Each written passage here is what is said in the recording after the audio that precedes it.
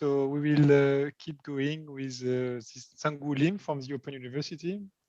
Sungwoo will present a microwave heating demonstrator, payload for lunar construction and resource extraction. All right, sorry. Good morning and good evening. My name is Sungwoo Lim, a research fellow at the Open University. I'm presenting this work on behalf of my colleagues at the Open University and Added Value Solutions UK, Ltd, and Viper RF. So today, I'm going to talk about the design progress of the microwave heating demonstrator payload to develop a microwave heating-based 3D printing technique as part of a lunar construction and resource extraction purpose. So some of you may remember the Open University's Bespoke Industrial Microwave heating apparatus. We are investigating the potential of the microwave energies to heat, sinter, and melt the lunar regolith. So we designed and commissioned this equipment to properly measure the sample temperature and analyze the chemical composition of the released volatiles while the sample is heated under various input powers and cavity pressure. So we have done a series of experiments using this equipment. First experiment was done using JSC1A. As you know, it is a lunar regolith simulant, and with a various input power between 250 watt to 1000 watt. And each sample mass was 50 grams. And this experiment was done under atmosphere condition. So through this experiment, we have proved that microwave energies could sinter and melt lunar regolith and simulant with the input power as low as 250 watt. So as you can see from the video clip, I hope you can see the video clip, but looks like it doesn't work. So I'll just explain. Once the microwave energy is turned on and the thermal runaway kicks in, a hot spot appears like that, and the glow is instantly increased and moved around and hit the melted samples. So can you see the change? Hello? We just see the first picture. So there's something wrong with my computer. Always takes a long time to load the second slide. Yeah, so using our system, we've done quite a number of experiments. Oops, sorry, what's happening again? Yeah, we've done quite a number of experiments using lunar simulant, for example, JSC1A, with the various input power between 250 watt to 1000 watt. And we have proved that the microwave energy can actually sinter and melt the lunar simulant with the input power as low as 250 watt. So we analyzed lots of samples of microstructures, and we have found quite interesting and exciting research outcomes. So we have published these findings to the Nature Scientific report recently. It was at the beginning of this year. Then we have moved to the new set of experiment under the low pressure condition. So this is what we are currently doing, and at the moment we are experiencing quite strong plasma effect. The plasma, it doesn't really take much microwave energy, but it actually disturbs the intensity of the electric field inside the sample. So it causes a poor heating performance. But this is not actually a problem if the pressure is much lower than 10-8 or 10-10 millibar, then you wouldn't experience any plasma effect. So this is not an issue on the lunar surface.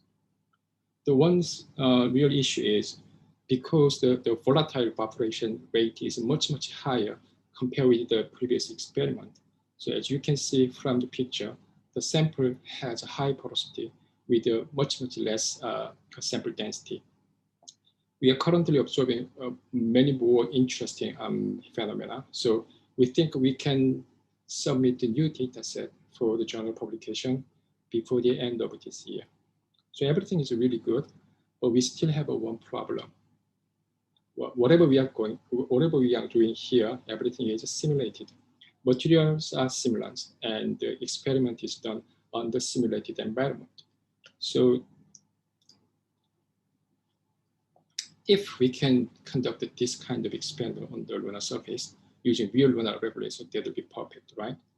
And that is why we have developed the concept of the microwave heating demonstrator payload with the financial support from the UK Space Agency and the ESA. So the basic idea of the MHD payload is once the payload is deployed on the mission site, it will collect rebels on the lunar surface and heat the sample using microwave energies and record the sample temperatures and analyze the chemical composition of the released volatiles, and also trying to extract oxygen and water from those volatiles. So you might think, well, that sounds quite similar to the PROSPER payloads for the ESA prospect missions, which the development is led by the other colleagues at the Open University. So well, actually, those both have a quite similar functionality, but the major difference is MHD payload use microwave energies, and the main purpose of this payload is trying to create construction material and also some valuable resources as a byproduct, like oxygen or water, etc. So that is the difference between PROSPER and the MHD payload.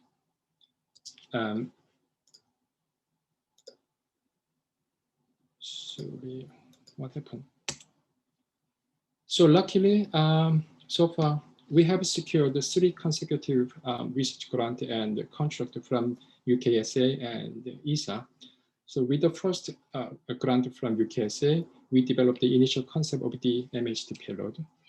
And during the second grant of from the UKSA, we improved the functionality and optimized the heating performance of the microwave cavity. We also increased the TRL of other subsystems that include sample collection mechanisms and the storage compartment designed as well. And since this April, we have started the ESA contract through the Open Space Innovation Program. And during this program, we are trying to further improve the microwave cavity's functionality and heating performance.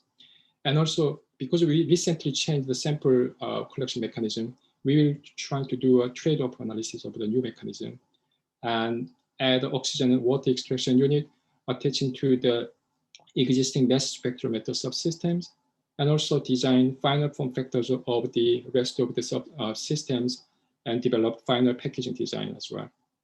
And to optimize the heating performance of the microwave cavity, we are doing lots of computational simulation. And during the simulation, we analyze the electric field inside the sample, and also optimize the electric field, and also observe and analyze the thermal runaway and the change of electric field by the sample temperature.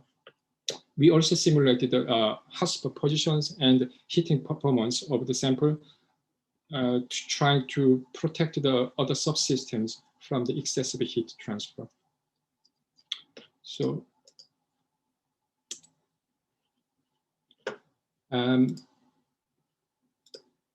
yeah. So far we have developed our lunar construction roadmap aligned with the ESA's scientific utilization and space resource preparation campaign roadmap.